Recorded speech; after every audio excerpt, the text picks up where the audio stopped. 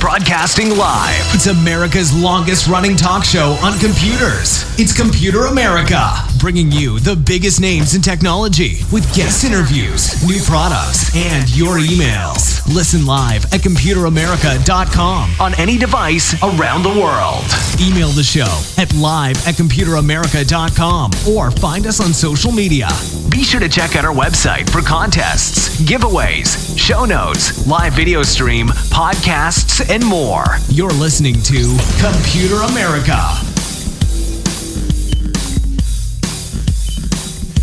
Hello and welcome everyone into the Computer America Show. We are the nation's longest running, nationally syndicated radio talk show on computers and technology turned podcast. Everyone, welcome into the program today.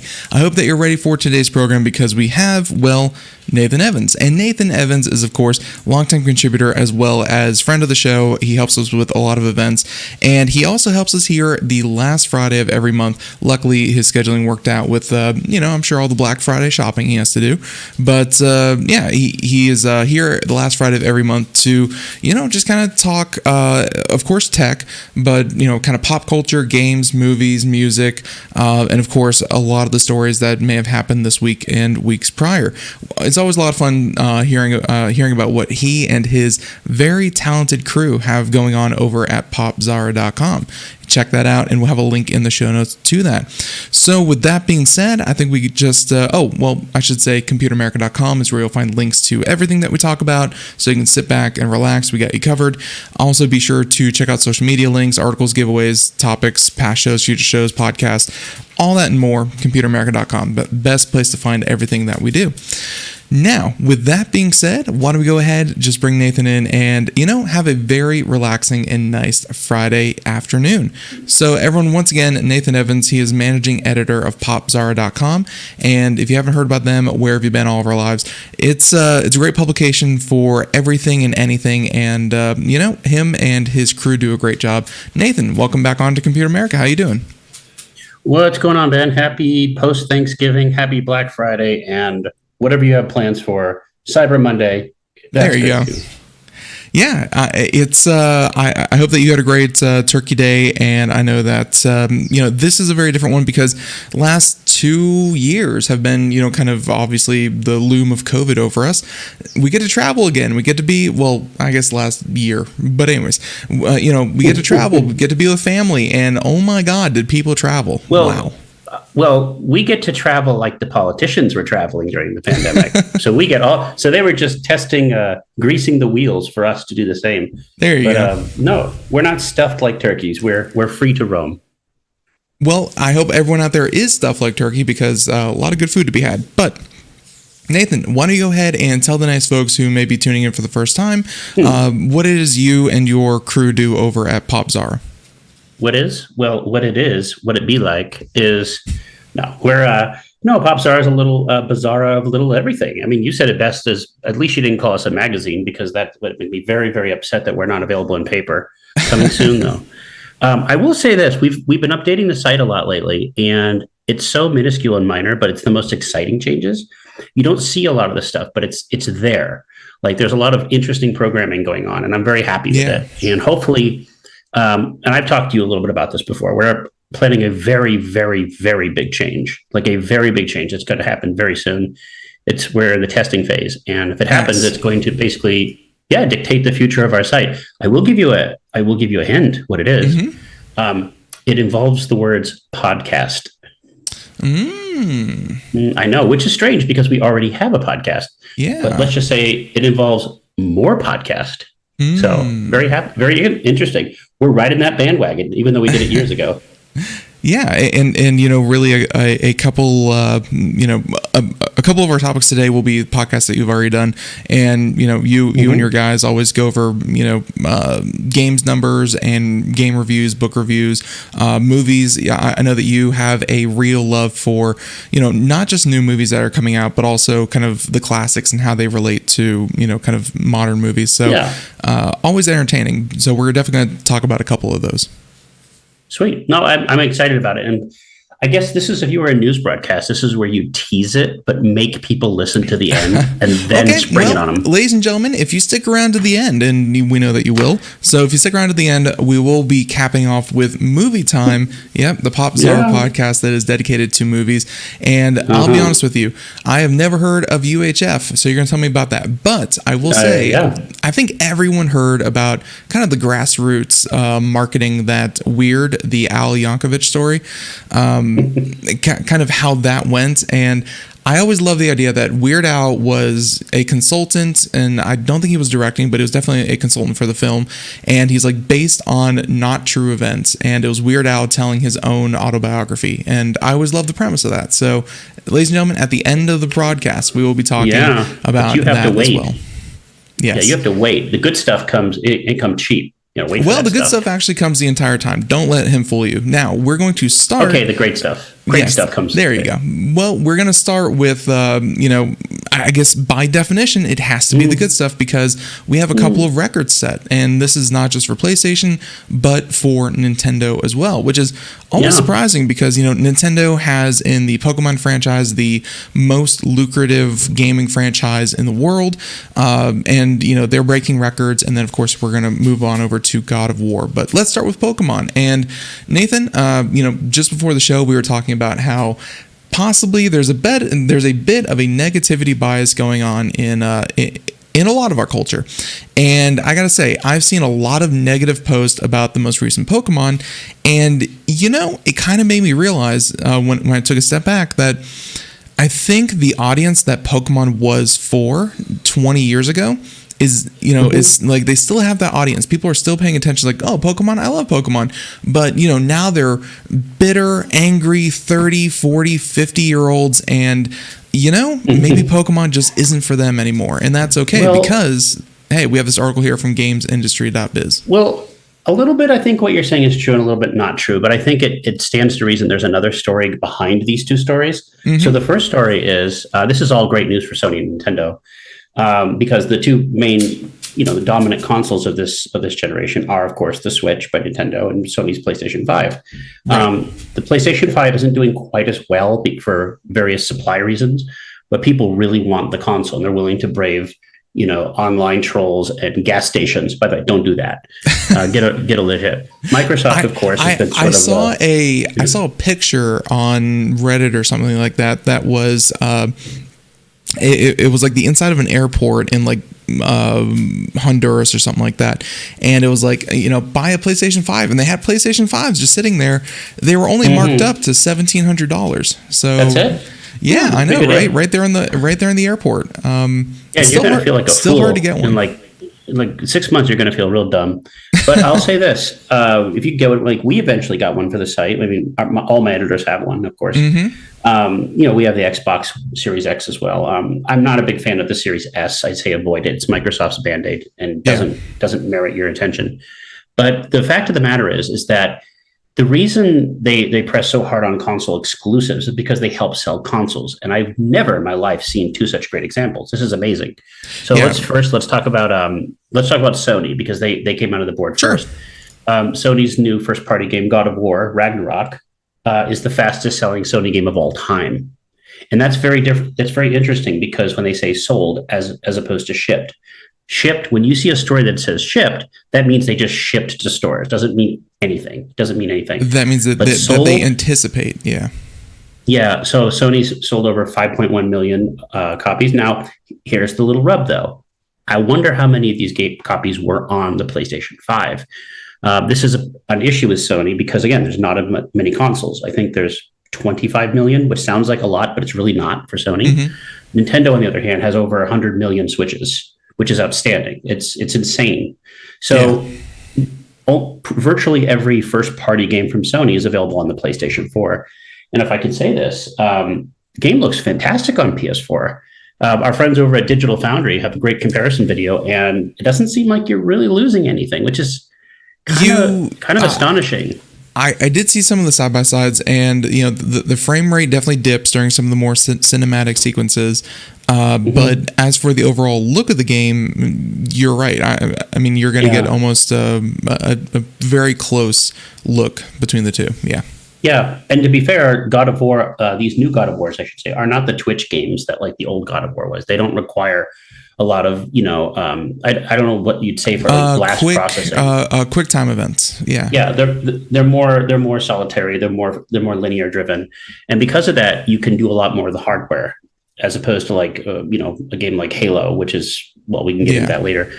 But really quick though, Nintendo, of course, has unleashed Pokémon Scarlet and Violet on the Switch. And likewise, they've become the fastest selling games in Nintendo history. 10 million copies, which is 10 insane. 10 million in 3 days. And you kind of touched on this with the PlayStation 5. And of course, the Switch has tons of different consoles out there. So that kind of goes on its own. I'm kind of asking you, and, it's kind of like where every year, they have a new highest grossing movie, but then, a day later they come out with the list and saying, well, accounting for inflation, are we looking at games, why are these records being broken? Is it just these games are good, or is there a craving for new games? Yeah. Good has nothing to do with it, although it does help. There's other stories going along. We could talk about Call of Duty Modern Warfare 2, which again, Activision released a statement saying it was the highest entertainment thing of the year. It grossed over $1 billion. That doesn't really tell us about the breakdowns on individual versions of the game, right? And of course, which leads me to something else, which will answer some of your questions. There's an ongoing fight between Microsoft, the FTC, and Sony about Microsoft trying to purchase Activision. Mm-hmm. And one of the revelations that came out is that Microsoft admitted something we already knew, that even they admit Nintendo and Sony first-person games are better than theirs.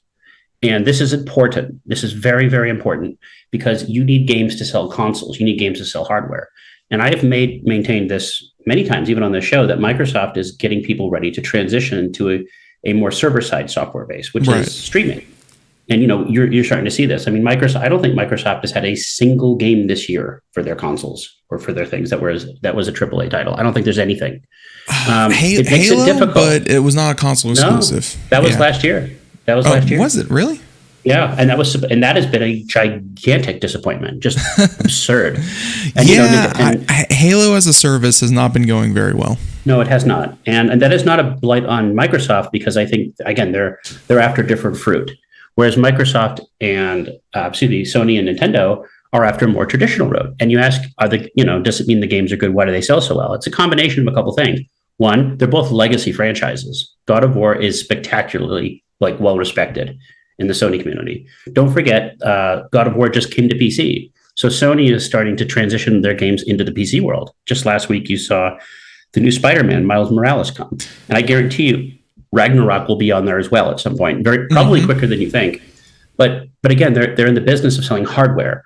And unlike Microsoft, who does interoperability between the Windows machines and Xbox consoles, and they do it very well, by the way. If you have an Xbox or Windows, you're pretty set. You're probably happy with what you can do with Game Pass.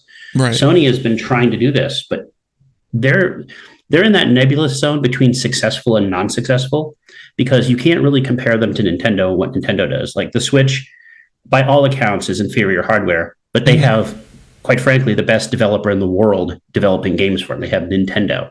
Yeah. That being said, though, you mentioned something about people getting old, and this is where I want to get back to you. I'm not a Pokemon fan. I don't hate the game. I have no dislike for the game. It is just something that is not for me, like Candy Crush. Right. But you don't pull these types of numbers unless people like what you have. And I think what you do, you have like Star Wars, you have an intergenerational game. Mm-hmm. I have a nephew who lives on the East Coast who plays Pokemon with his dad. They both play Pokemon Go. Right. And you have people transitioning there. You have this game. By all accounts, this is not the best Pokemon game in the world. Apparently, it's riddled with bugs. It's riddled with everything. Yeah, it's seen a lot of bugs. A lot of people picking on the graphics, saying that there were PS2 games that look better than this one. Sure. Hardware spec wise and store, I'm sure there's even some critique of story and gameplay. All of it was inferior, but like you said, it has to be good on some level. They aren't issuing mass recalls and refunds. Well, I'm going to say this. I don't think mass recalls and I don't think mass refunds. This is not Cyberpunk 2077. This is basically a poorly programmed game on the Switch. If you want to see a really good example of this exact same thing on this hardware in the PlayStation, go look at Sonic Frontiers by Sega.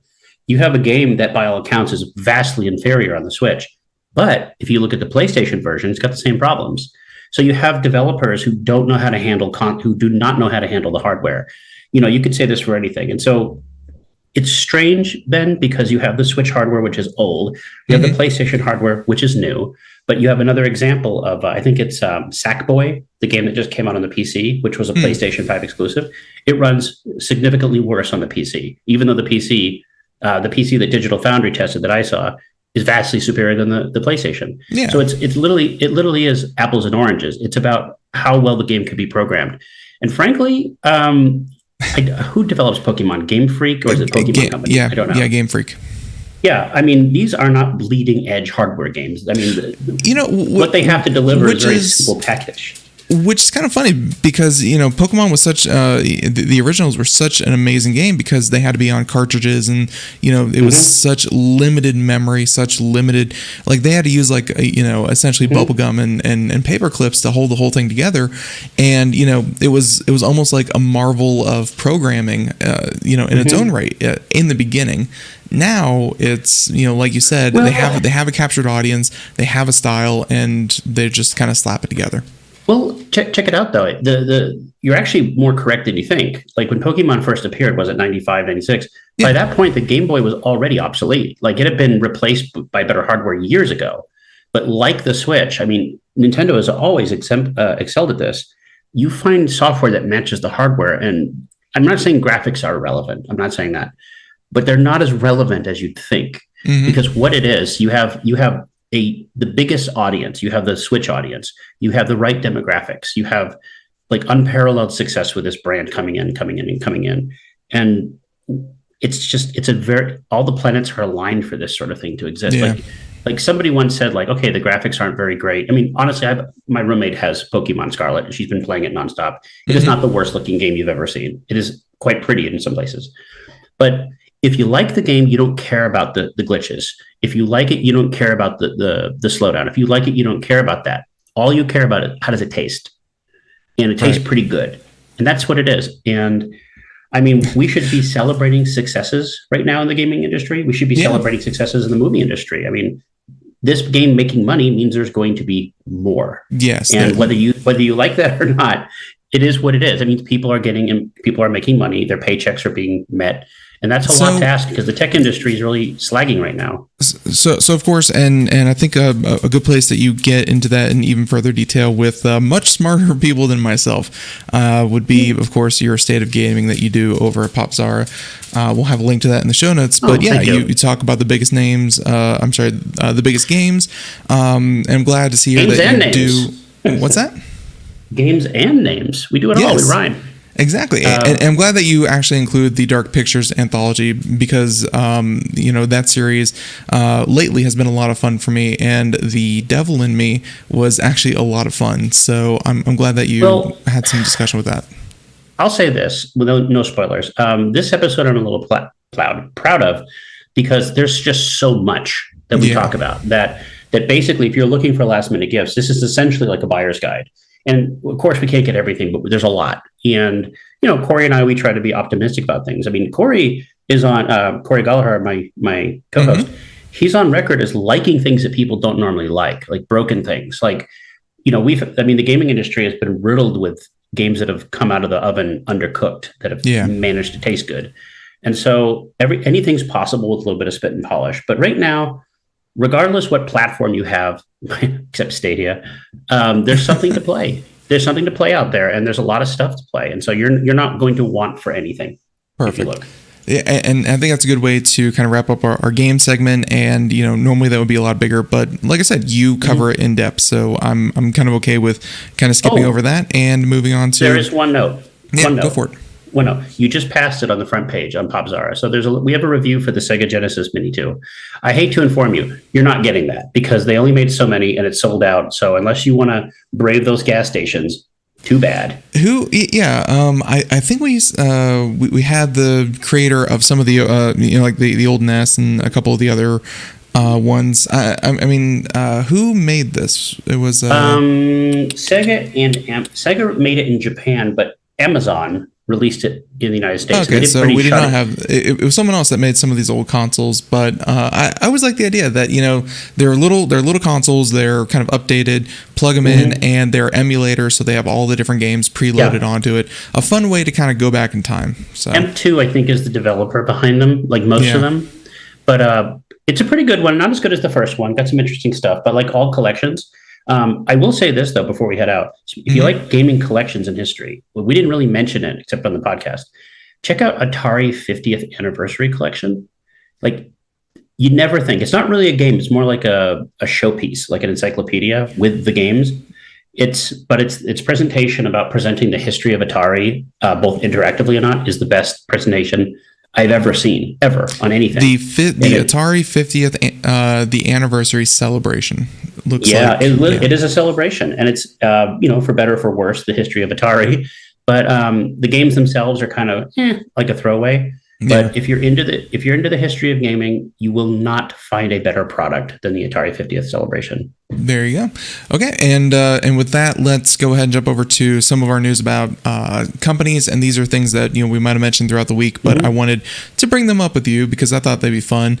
I think we're going to start with this story, and it flew a little bit under my radar, so I'll be honest, I'll be skimming the article as we talk about it. I saw that. But Mercedes locks faster acceleration behind a $1,200 annual paywall.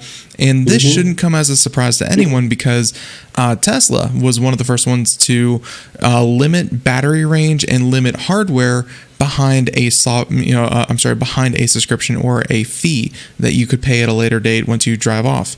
And Nathan, I wanted your reaction because I think everyone's gut reaction, and let me just speak for everyone when I say, oh, they're locking your car behind a paywall.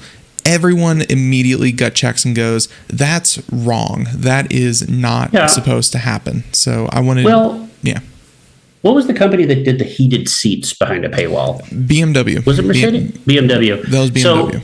So if you're driving a Mercedes and you're driving a BMW, if you're driving a Tesla, you're not driving a Ford. You're not driving a Kia. You're not driving a poor person's car. You're driving a rich person's car. You ever been to a BMW dealership? You can buy groceries there. Here's the thing. I was gonna say, one of my first cars was a used Mercedes Benz. I loved it. I spent like $8,000 on it. It was like 12 or 14 years out of date. But it was a great first car. I took that thing in because my back windshield got shattered somehow. Ladies and gentlemen, I kid you not, I rolled into the Mercedes-Benz dealership shop. They drive your car on a marble floor to a stall that looked like horse stalls, and they treat your car like it's a thoroughbred horse. It was surreal to experience that. You've seen how these dealerships look. They look like castles. Yeah, they do. Literally, that's what Steve Jobs, reverse engineered to do the Apple Store. It's the exact same thing. You're not buying a car. You're buying a service. That's what you're doing. And so that's pretty much what you're buying with these new cars. And so, I mean, I really don't have any sympathy. Like, people are okay with this by silence. Like, it's just this. It's just, remember the old joke when you bought a car, like, oh, you want to get the extra rust protection. You want to get the extra the undercoat. The undercoat wax or whatever. Yeah. Yeah, like you got to get that up front. But now it's like, well, these things are already inside your car. They're software driven.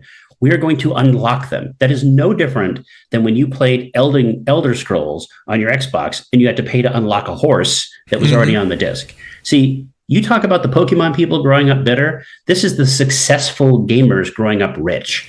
It's the same exact thing. It's like loot boxes. So let's get the actual numbers here, just for everyone out there who is curious. The $1,200 yearly subscription improves performance by boosting the output from the motors by 20%, shaving off about 1 second off of the 0 to 60 acceleration time. And the subscription doesn't come with any physical hardware upgrades. It simply unlocks the full capabilities of the vehicle, indicating that Mercedes intentionally limited performance to later sell as an optional extra. So I just want to get that out there. That's really the meat of the article is, they are, Nathan, I think you said it best a little while ago that, cars are entertainment systems. That's kind of like the next frontier. It's, how do we get music, movies, subscription services, podcasts into the infotainment system in your car? Well, I'll say this. I'm not really a car guy at all, but as they become more electronic, I become more interested in them. But I know scummy when I see it. And I'll say this. This is kind of like a cheat to be a macho guy. And I'll tell you why. Because if you go and you ever built a computer, right? Mm-hmm. Like you buy an AMD processor, which I'm using right now, by the way. Yeah. My computer is working perfectly fine now because I had a misfire. But anyway, you have a new processor or whatever, and they have overclocking tools. But you have to go through the process of overclocking what your computer's made of, right? You don't just pay a cheat and get an overclocked. What this is someone who says, I'm driving a really fancy car. I want to get some real more torque and horsepower of it. But instead of being like rolling up your sleeves and getting dirty, I'm going to pay for it. Yeah. Like that makes you look worse. You think it makes you look cool? It makes you look worse. It would be fun if you were allowed to overclock your own car, but I'm sure a lot of these are hidden behind proprietary stuff. But yeah. Those old like colonialization pictures you see, like with the old British like explorers, and they're going into like Africa and India, and they're being carried by the workers. That's what you look like when they're exploring where people already live. Yeah. Like, how brave of you to pay this $1,200. Like, that's pathetic. You deserve to get hosed, because if you're willing to do this, then if you got the money, then God bless capitalism. But no. Yeah. And so why I kind of brought up Tesla at the beginning was because Tesla did this. Tesla was a little bit of a different case, because Tesla found out that they could manufacture their cars cheaper by essentially making all of the Model 3s on the same production line. And then the difference between the 35,000 Model 3, remember when that was, possibly still a thing, the 35,000 and like the 43,000 was, in that difference of $8,000 was unlocking more of the features that were already built into every Model 3. Elon Musk, and the smart folks over at Tesla said, we can make these and we can make money, but we can still, deliver on our promise of 35,000.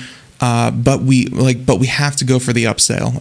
Without the upsell, all of them have to go out at 38,000, 40,000, whatever it may be. So they were playing a kind, and people looked at the same thing and said, "Oh, so the hardware's the same. I'm just paying you $8,000 to actually get what I paid for." And it was a bit of a financial trick, but it worked for Tesla to some extent. Because Musk is a software guy, right? And he understands software. Like when you buy a software suite, you're buying the suite, but you pay to unlock features. The features are not hidden behind a paywall. They're hidden behind unlockable paywall.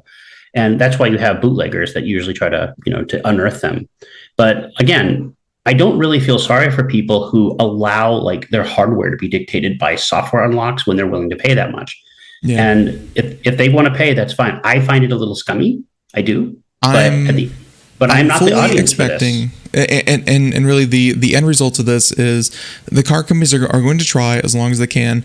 The end results, as I see it, is going to be some type of legislation that says you cannot limit the hardware that you have behind software. And this falls almost under the right to repair, which has been a big topic over the past couple of years, saying that, once you pay the bill, who owns the car? Who owns the services? Who owns the software?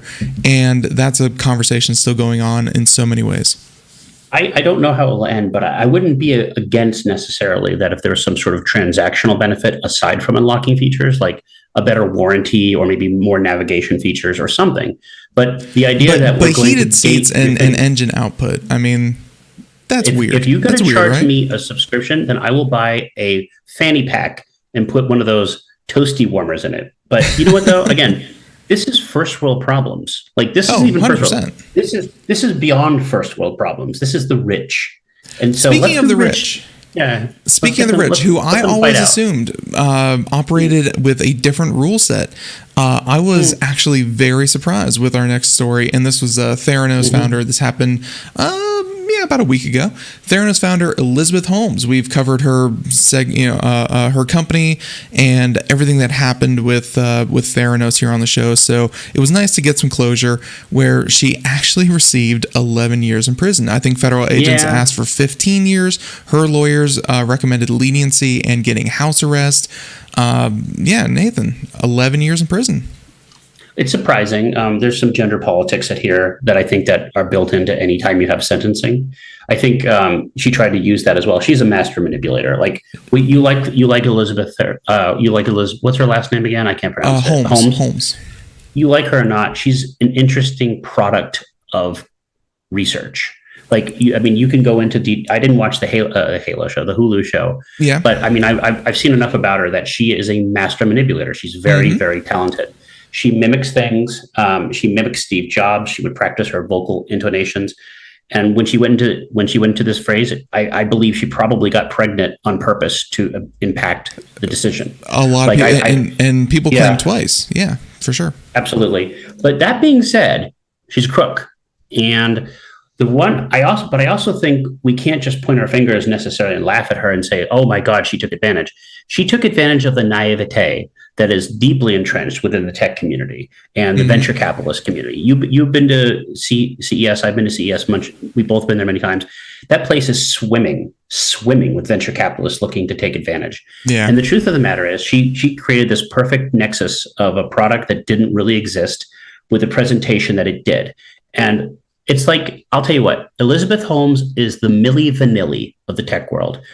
Did Milli Vanilli actually sing the songs? No. Did they actually play on things? They did not. But they are not alone. Like, you can't look at Milli Vanilli and think they're the only ones this happened to. Like, there's bunches. Like, there's WeWork. There's what was the other one? There's WeWork. There's a bunch of these frauds out there that created scams. Like was it FTX? Is that the new cryptocurrency scam? The crypto exchange. Yeah. So she got caught because as smart as she was, like all smart people, she eventually believed in her own hype.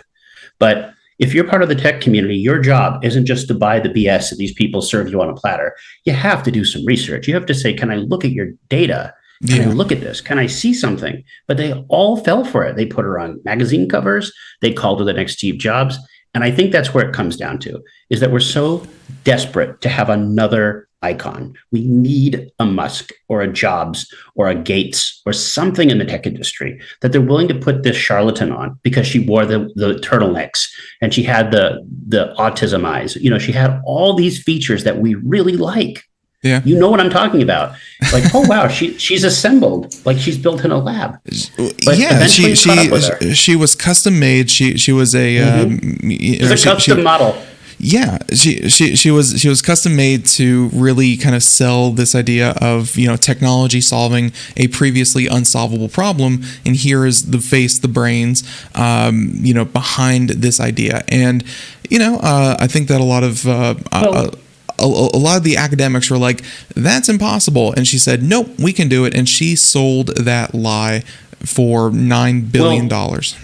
And I feel really bad, though, most of all, for women. And I'll tell you why. I said there is gender politics. Because people forget that there's been this huge push to get women inside more tech positions of power and influence. Mm-hmm. And it's had some interesting results that have backfired. Who was the lady who became head of Yahoo? And she sort of drove it into the ground. Yeah, that was... what was it? I forget who it was. CEO. Was Marissa Myers? Marissa Myers. Mayor. And she was celebrated as the next big thing, but it was all smoke, no fire. And the problem is, so you're having women that are promoted based on image as opposed to talent. And that really puts a lot of really talented women in the tech industry at a disadvantage, who have to look pretty, who have to put on airs and have to perform. And they can't just be geeks.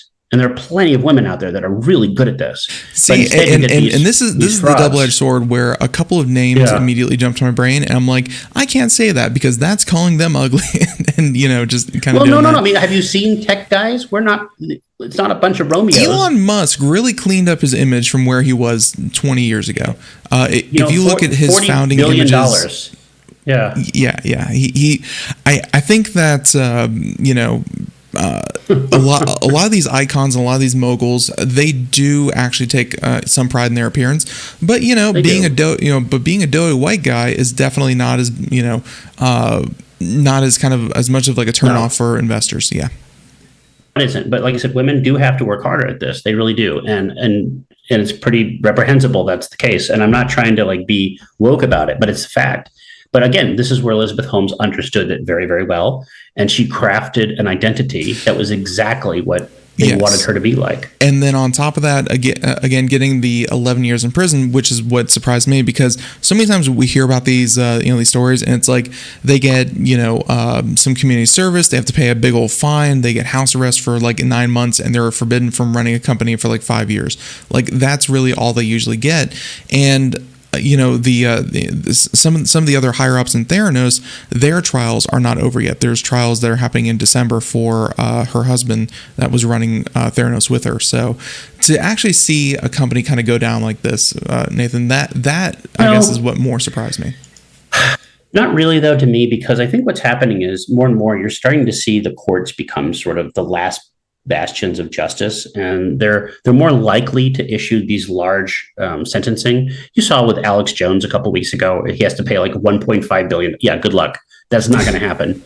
Or you had who else was it? There's been a bunch where the sentencing has been exceptionally large, and I think possibly I don't think Elizabeth Holmes is going to serve anywhere near 11 years. And whatever happens with these people, it's just people have been made to feel that they want vengeance on them. We want some sort of repercussions. The only thing I can say for Theranos in particular is because they ran a company that promised to give you blood results for cancer and other things.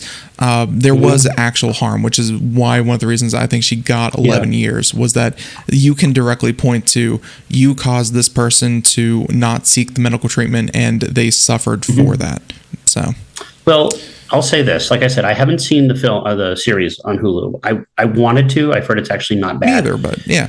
But the truth is, I don't really find her that interesting a person. I just find her very clever, and I think sometimes we confuse clever for interesting.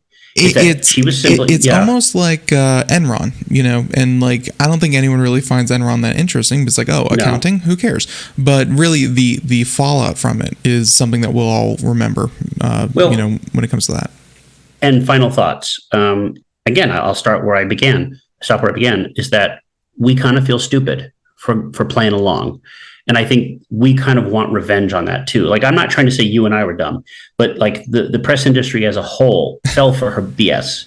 Yeah. And maybe if someone's promising you gold, instead of believing the alchemy, maybe you should pull the curtain back and see exactly what type of smoke they're blowing up your patootie, because there's usually smoke. She and her cohorts definitely got away with smoke and mirrors for a long time, essentially saying, when people were asking her for proof, she was saying, "Oh no, look it over here," and she's waving her hand and jingling the keys, and people did not ask enough questions. They fell for it. Hindsight 2020, but yeah, for sure. Yeah. Let's transition from Holmes and all that, and Theranos and all that good stuff, to a totally different, not waste of $9-10 billion. No, Amazon Alexa. Amazon Alexa. Oh, yeah. Okay. There was a report that, real quick, just want to get what was out here. There was a report that came out this week that, although to be fair, a lot of articles ran with this headline that Amazon Alexa is a giant failure for losing $10 billion. Just so everyone knows, the division that Amazon Alexa is under and mine's actually listening to me. Stop that. Is known as Worldwide Digital, which is in the same group as Amazon Prime Video and a couple of other parent companies. Yeah, so its losses are being shielded by more profitable divisions. Yes, it's a trick. It's a trick. Yeah, well, I would say that Worldwide Digital, which again includes Prime Video and other things, they are not that successful either. I'm sure that the money that Amazon Video kind of pulls in is pretty minuscule compared to a lot of their other departments. Nathan, it's just more so that they're putting Alexa out there as, and I gotta stop saying that.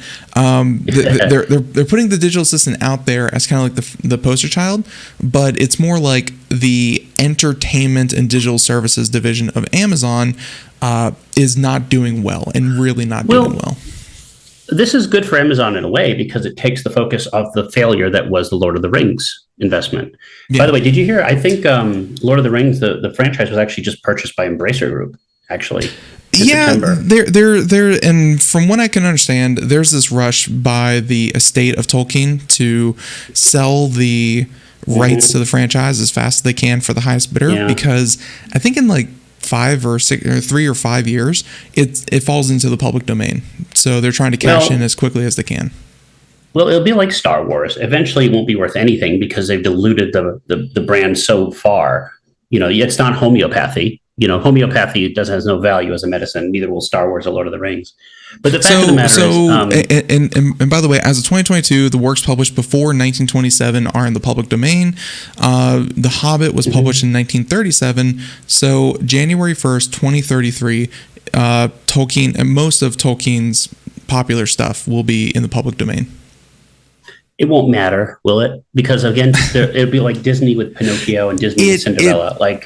All that happened when Winnie the Pooh came into the public domain was we got a schlocky C-tier movie of Winnie the Pooh being a murderer. You're getting a slasher film. You're getting a Winnie the Pooh R-rated slasher film. Did you see this? Yes. Was it Taste of Blood and Honey? Yes. But that's irrelevant. Besides the point, it's just the idea is that the Winnie the Pooh that you see will be so entrenched in the Disney version. That is the version. True. Now you could have your own. You can have your own version. You're going to have your own version of Mickey Mouse, but it won't be as iconic. It won't be the real thing. Your kids are going to want the real thing. They're not going to want Mocky Moose. They're going to want Mickey Mouse. But yes. But going back to Alexa, though, as I told you, we had some Alexas come in our house the other day, like vampires. You let them in, they're in. But we, we talked about this. Our mom went to the nursing home a couple months ago, and she was lonely, and she wanted we get her a screen for someone who has dementia. So you got to be really careful with this, especially someone who's had a stroke. So everybody tells me, Alexa, so easy. Not true. It is like a minefield of complications. If you, under the best of circumstances, and we had to bring it back. But the fact of the matter is that I've always felt that Alexa wasn't doing as well as people thought because it kept getting pressed on me. My new laptop came with Alexa. Everything comes with Alexa. And the first thing I do is I turn it off. What is it? I turn off Cortana, who's the one? Of course. Cortana. I turn off. I don't even think it's on by default anymore in Windows 11. I hope not. Like not. But the fact of the matter is, the idea that a voice controller would control your TV, it sounded nice, but that was not the intent of Alexa. That was not the intent of Google Assistant. It's not the intent of Siri. It's the idea to become your default and therefore catalog your information in a way. Right. It sounds really sinister. So, it sounds sinister. And they have this quote here from the article saying that the report says that, the Echo line is among the best-selling items on Amazon. Most of the devices are sold at cost. One internal document described the business model by saying, we want to make money when people use our devices, not when they buy our devices. But then, of course, it continues to say that these digital devices were getting 1 billion interactions a week, which, imagine if a website got 1 billion clicks a week, they'd have some kind of revenue. But most of those conversations were trivial commands to play music or ask about the weather. Exactly. Those questions aren't monetizable. That's the heart of the issue. Exactly. And that's exactly what we talked about with the PlayStation and the Switch, is that Nintendo and Sony do not make money on hardware. Not really. Like, especially Sony, they sell, it's called a loss leader. It's basically what we call, razors and blades. You don't make any money off the console or the hardware. You make all the money on the services. And it's one thing to say, Alexa, play Snooki or play, Taylor Swift. It's another thing to say, hey, buy me Taylor Swift tickets. Right. And people just weren't doing that because you couldn't do it really well. Like, if you tried doing it, it was an exercise in frustration. Like, what you're saying is you have this phone in your hand with all this stuff, but you're not going to use any of it because you're going to use your voice, which is the worst way to do that sort of, comprehensive data input. It's good for what's the weather, or tell me a joke, or send a text message. Or play music, Or play music, but that doesn't make any money. Like that doesn't make any money. So then towards the end of this article over from Ars Technica, but towards the end they ask, I think most people would agree that Amazon's digital assistant is the most popular, is the most successful. Well, so when it comes, yeah, but it's most successful for exactly what you said. Is like they're selling it at a loss because they basically give them away. Well, yeah, and really that was the question that they kind of pose here is time running out for big tech voice assistants? Because Google has the exact same problem. They've already reported on that. Their assistant is not doing anywhere near what they thought it should do. Google's attempts to monetize assistants with display ads certainly don't work. Apple had their own assistant, which didn't land that well. It was a great music device, but that wasn't enough for the higher upfront cost that Apple commands. And really, what does that leave you with? A gimmick? And are they going to throw in the towel? It made me think though, because Amazon is a company that speaking of midlife crisis, speaking of cherubic like tech people who have image problems. They've become really good at becoming like a Chinese company in a way. They look at what anybody else is doing and they create a cheaper version of it, but they create good versions of it. Like they don't have an iPad, but they have a Fire tablet, which is pretty good. They don't, the phone failed, but they have versions of everything, no matter what you have. Now, their leading products besides the store are Kindle, of course. I think their music service is mediocre. Their podcast service is mediocre. Like most of their AWS is huge, of course, but that's not a consumer product. Right. But like you look at the consumer products and they have versions of everything. Everything you want, they have a version of. Everything is an Amazon choice or whatever. Yeah. Exactly. But it makes me think, like, I've always criticized Apple for never getting into like touchscreen laptops. But then you look at the companies that did, and they've all been failures. And you look at this voice assistant stuff, and I've always thought that maybe Apple sat on it and they never really did because they had Siri first. And Siri, for the most part, Siri's pretty good at basic things. Maybe they were smart. Yeah.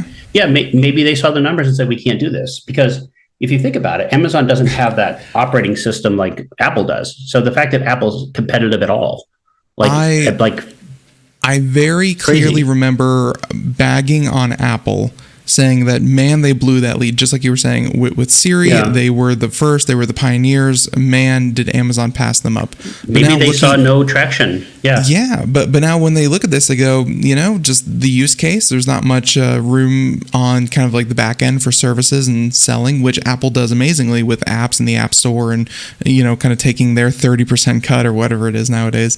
Yeah, maybe they just saw the writing on the wall and they said, that's not a profitable venture. We're going to keep doing our thing. I wonder though, if we can be clear about it, is that if voice assistant is kind of like VR, is that it's never going to be the cake, but it could be like the frosting. Like I've said it before, and I'll say it a million times. There is no commercial mainstream usefulness for VR. There's just none. It's too prohibitive of a device. It is very good in certain circumstances. It is very good in small groups. And I wonder, like, you're not going to use Siri or Alexa or Cortana. Nobody's using Cortana, but you're not going to, or maybe even Google Assistant. You're not going to do it to do everything, but you are going to do it to do some things. Like, I'll be honest with you, when I drive a lot, when I'm behind the wheel for a couple hours, I use Siri all the time. I use it to send messages, check the weather, play stuff. Yeah, but because I shouldn't be touching my phone while I'm driving. But when I get home, I really, safe of you. I'll add reminders, but I don't buy anything. Yeah, and to even and yeah, you're definitely not going to use it to buy anything, but to kind of take another example of that is one of the groups that benefited the most from console and console hardware weird deviations, and I'm talking about the Xbox Kinect, was actually the academic field, because universities all over the country could buy the Kinect. It was a great motion sensing camera, and they did great. It was one of the best ways to democratize that technology to universities. Well, you're exactly right, and the fact is these companies, they do it. They're not doing voice because they can see it changing the world for the disabled, which I always thought they should have pressed more into accessibility, but they never did. They say, how can we make first-person shooters look better? Or how can we order a pizza? But then you take the academics, you take anything. Like, I remember the Wii, for example, going back to the Wii. I remember when I started seeing those videos of people using it in old folks' homes and seeing case examples that had nothing to do with Nintendo's original design. Wii like, bowling that makes probably sense. made a whole different generation of gamers. Yeah. Well, not only that, though, it helps in old folks' home. It helped the seniors become more active. It helped reduce their cholesterol and their Wii blood Sports, pressure. Wii, all that good stuff. Yeah, for sure. But it's sort of like those are the people they should be asking. Like they always want gamers, and there's so much emphasis on gaming and commerce that sometimes you miss the forest for the trees.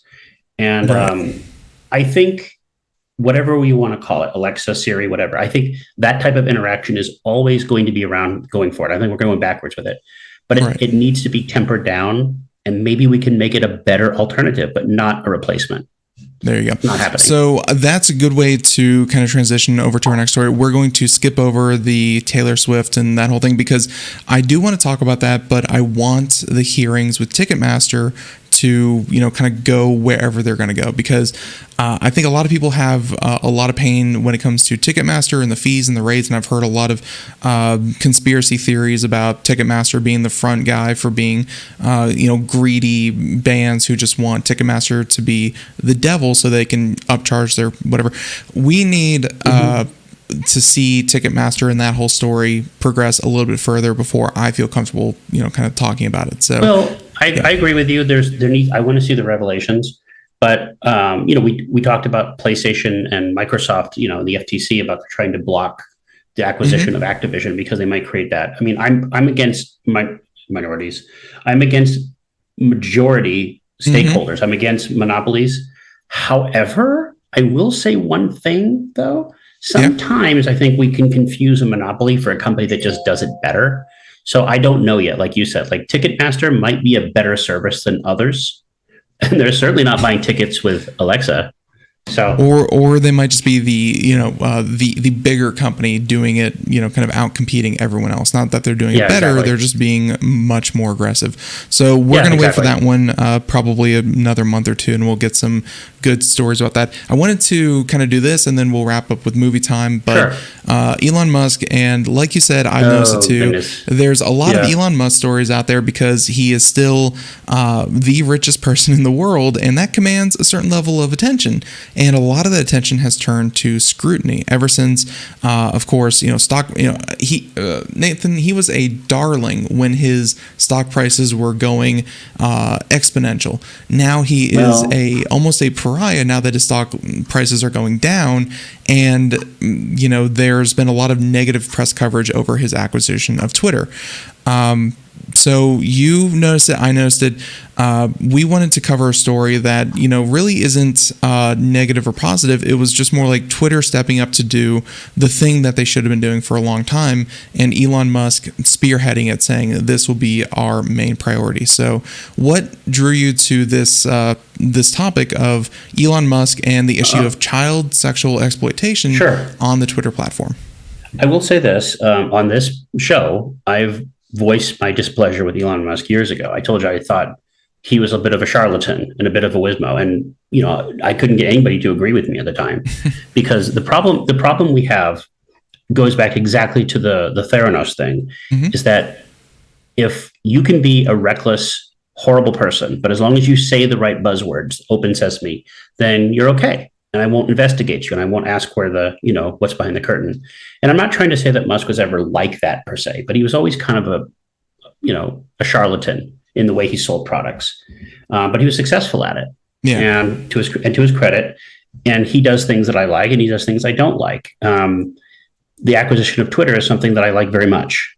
And I will say this: I am not going to take sides on how he's running Twitter. I'm not going to do that, like the business practices. But I will say this, that as someone who is quite big on Twitter under a different alias, Twitter has been a lot more fun in the last couple of weeks. It has been a lot more engaging. It has been a lot less claustrophobic. It has been a lot less xenophobic. It has been a lot more. Nothing else. Musk does kind of tout his usage numbers and his daily active users and stuff like that, and saying that Twitter has been more active since he got back on. So, or since he acquired the company. But even beyond that, though, there's better engagement with tweets. There's better Like I'm not going to go in conspiracy theory and say that people are being shadow banned or whatnot, but the fact is I'm getting better responses on my things. My only complaint is that, Nathan, Yeah. I thought I was going to keep my blue check mark for 3 months while I decided if I wanted to pay $8. They took Computer America's blue check mark away, and I'm like, the jerk. $8. Yeah, $8. the jerk. I think you could still get it back. Like, I think there is a different tier where, like, you see news organizations, like they have what's called verified under a different alias. Yeah. But the fact of the matter is, I've never wanted a blue check mark for myself. I don't care about it. But I'll say this: the reason we brought this story up is very simple. And before I get into it, is that all the news has been about, oh, he made the Twitter people buy their own lunch. He fired everybody. I mean, what does it say when you fire 90% of your staff and your service is working better than ever? So, and he's not alone on that, can I say? Like, everybody's letting people go. Amazon's letting people go. Microsoft is letting people go. Like, this is a thing of overstaffed and redundancy. But the fact of the matter is, I want to give credit where credit's due, because you will not find this on CNN. You will not find this on Fox. You will not find this on maybe Daily Mail, but you won't find this on any of the tech sites, is that Musk is taking child exploitation to task. And you can't see my face right now. I'm like, what? It wasn't? And the truth is, like, have you ever tried reporting child exploitation on Twitter? Can't do it. It's not luckily, I have not been that active of a user, and I've never really found anything that kind of rose to that level. And I think that much like most social media, there's always this underpinning issue of child exploitation images and videos that happen on any social media platform. Facebook has a huge going under it, and Nathan, it always shocks me that it takes so long and so much for these platforms to actually attack a very obvious problem to everyday users. But the people behind the service, they seem slow and inadequate to actually address it. So. Well, they're slow and inadequate when they want to be. Like, you talk about the Ticketmaster thing, and we joked about it before the show. Like, like Congress is taking more action against Ticketmaster than they are like gun rights, gun safety. Like, it's really insane.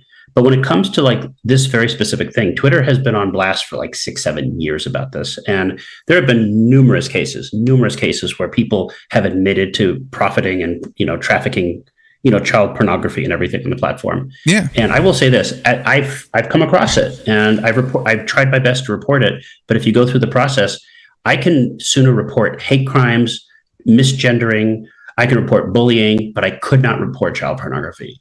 And I thought to myself, this has to be a joke. It can't be real, but it's real.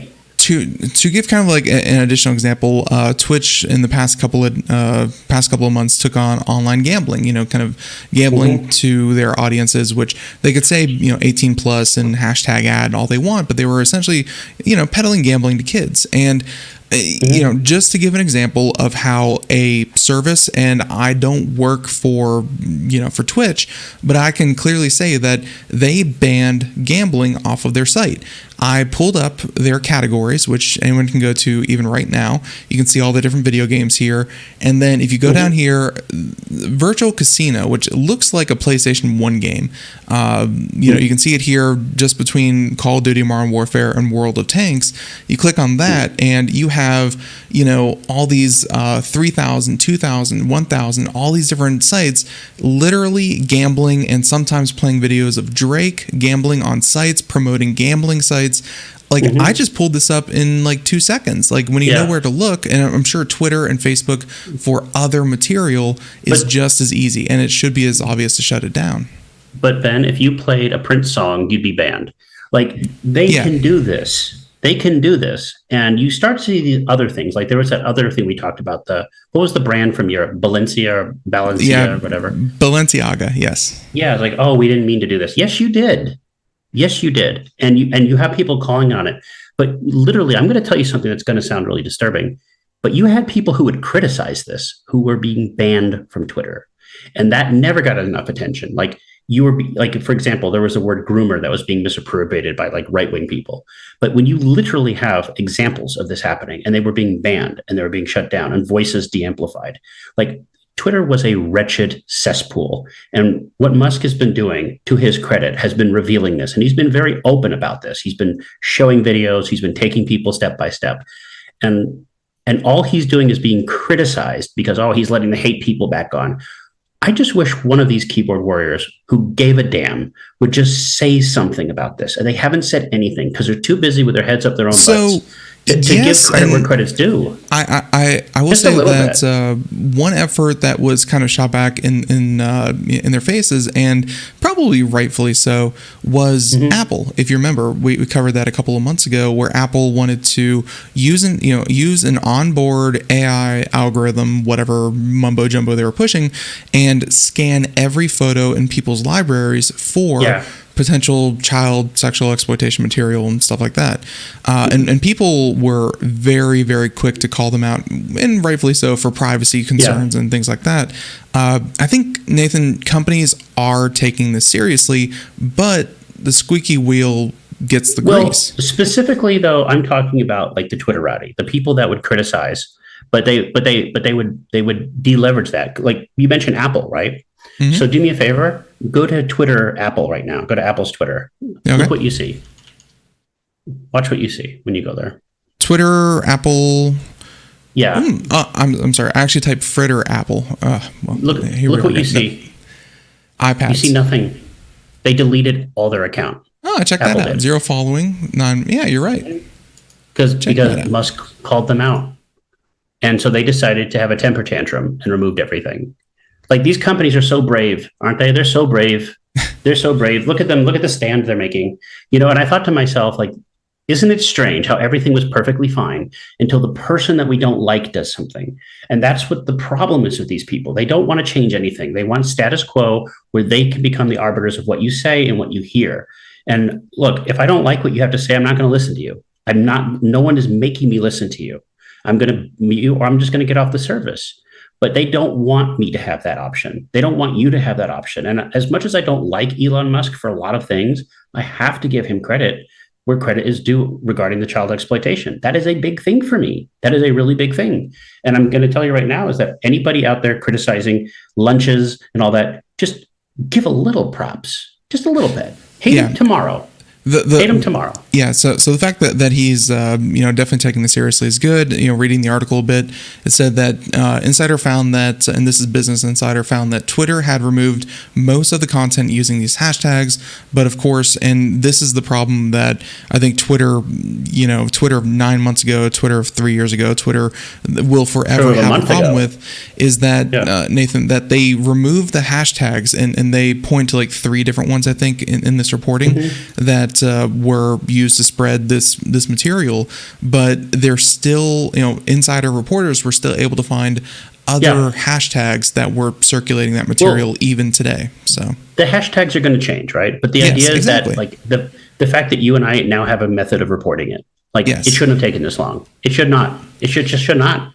It should not have taken this long. It's a sad truth that this material is going to be where people are, and if people are on Facebook, if people are on Twitter, they're sick weirdos that are going to post that kind of material. They'll find it. Yeah, at some point. But like you said, it's definitely a step in the right direction that they can quickly, easily, and kind of effectively remove this material and make it easy for users to contribute to that.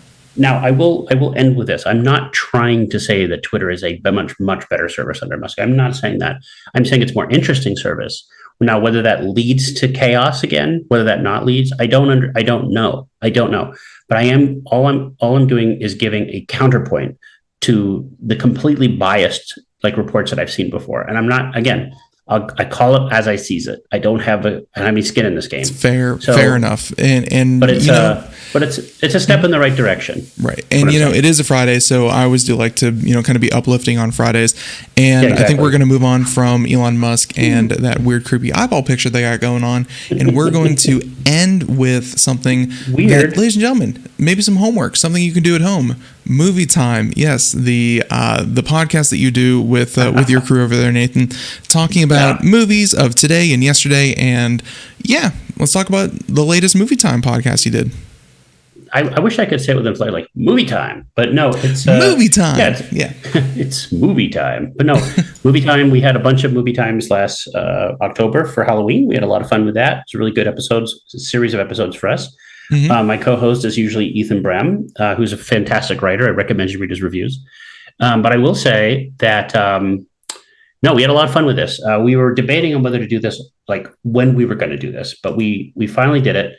So we're Weird Al fans. We big Weird Al fans. In fact, I was a big Weird Al fan on this very program a couple of years ago. I don't know, was it you I talked with about? Yeah. Was about his release of his album, which turned out to be like spectacularly successful because he used. Was it that, or was like his live tour that he did a while ago that was very successful? Well.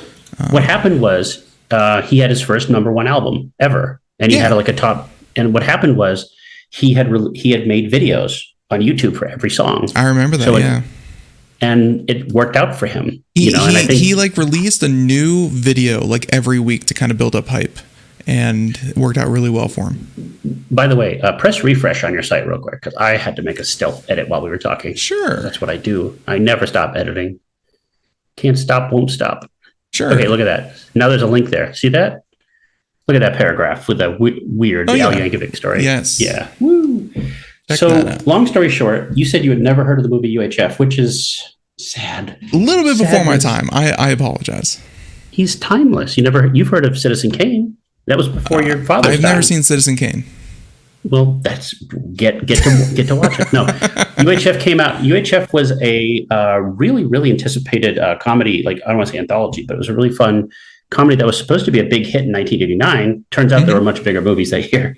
It was Weird Al's first and only starring film, where he plays this lovable loser who can't find a job, so he becomes the head of a UHF TV station, and he just puts on local programming. And it's like pre-Wayne's World. It's not for everybody, but if it's for you, it's for you. If you like Weird Al's humor, you'll love it. It's got a outstanding performance by Michael Richards, who would go off, to star in Seinfeld. And what's her name? Who was in The Nanny? The Nanny. Her name? Fran Drescher. Yeah, she was in it. Yeah, and it's really fun. There's a skit for a movie called Gandhi 2.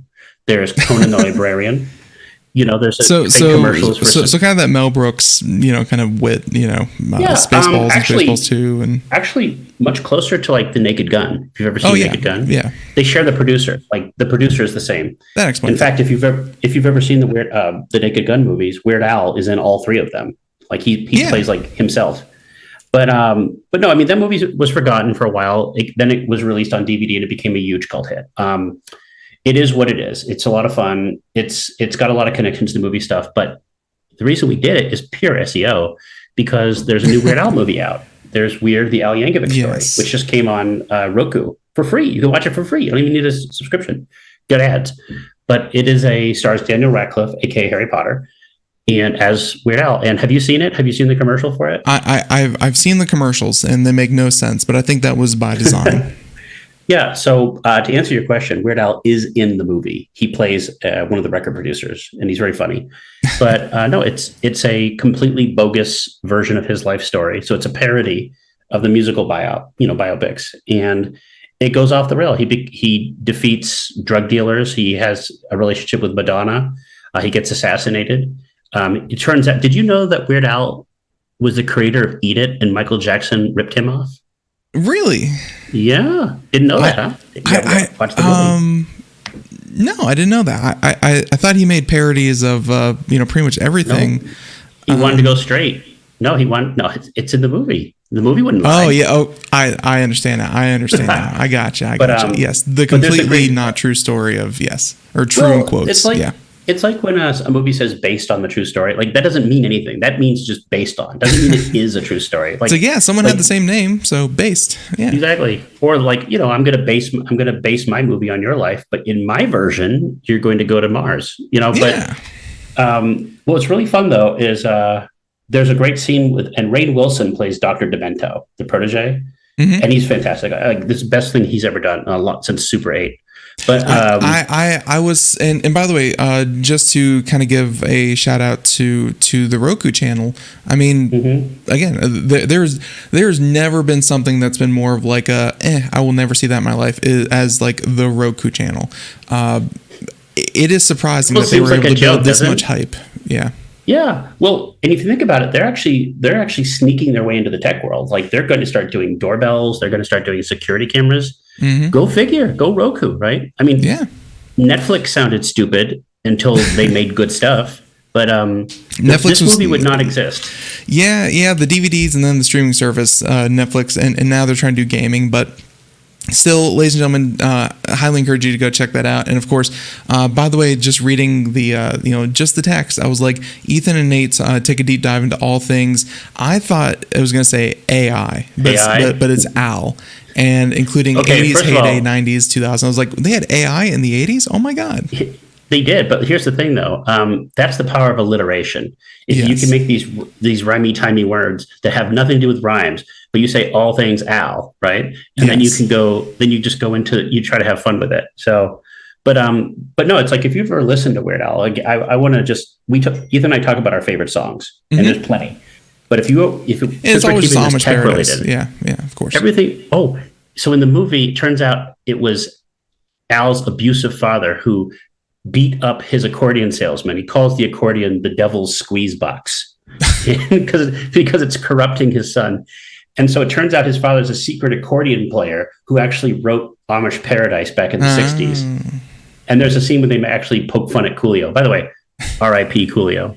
But which is funny because Coolio himself got the song from Stevie Wonder. But no, it's a lot of fun. But I'll just say this. There's a lot of eye candy in the back. It's not the greatest movie in the world, but it's a lot of fun. And if you like Al and you want something harmless and you want to sing along to it, but I'll say this. Do you have any Weird Al songs besides Amish Paradise that come to mind?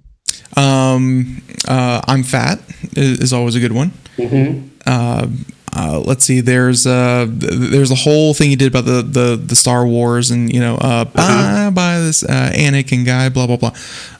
Whatever the heck that one was called. Yeah, tons of them. He's got a new Star Wars song out this year from the Lego Star Wars. Oh yeah, but I'll check that out. No, like Ethan has his favorites. I mean, he loves Amish Paradise. He loves. But if we're going to keep it tech related, White and Nerdy, of course. Yeah. We got White and Nerdy, which is believe it or not, his biggest hit of all time. Like his only top 10 hit made more money than the original song because it's a better version of that song. Oh yeah, very clever. Or All About the Pentiums. If you listen to these are really good tech songs. Yeah, he knows his stuff. Weird Al knows his stuff. Yeah, and that's always been Weird Al's attraction. And then we're going to move on and kind of wrap up the show. But that's always been Weird Al's thing is that he parodies, but he always gets permission, and he does it with thought. He doesn't dumb it down, make it stupid. He always puts thought into it, and it's fun. And there's one more thing. There's one big thing, and this will end it. He's so gosh darn nice about it. Like everybody likes Weird Al. Like there's no real controversy there. Yes, so, which makes the no one funny. has an expose and expose all of Weird Al. Always a nice guy. No, he's still here. He's doing his thing. Yep, absolutely. Which, hey, it sounds like he will be for quite some time. Even though we have his full autobiography, his full biography, ladies and gentlemen, there's probably more to come. So, everyone, thank you so much for tuning into the program. This has been a lot of fun, Nathan. It always is. And I hope you had a great. Turkey Day. Black Friday is here upon us, and of course, we've created this weird mega holiday of Black Friday to Cyber Monday. So, everyone, be safe out there. Don't get trampled. And until next time, have a great day. Thank you so much. Bye, everyone. Bye-bye.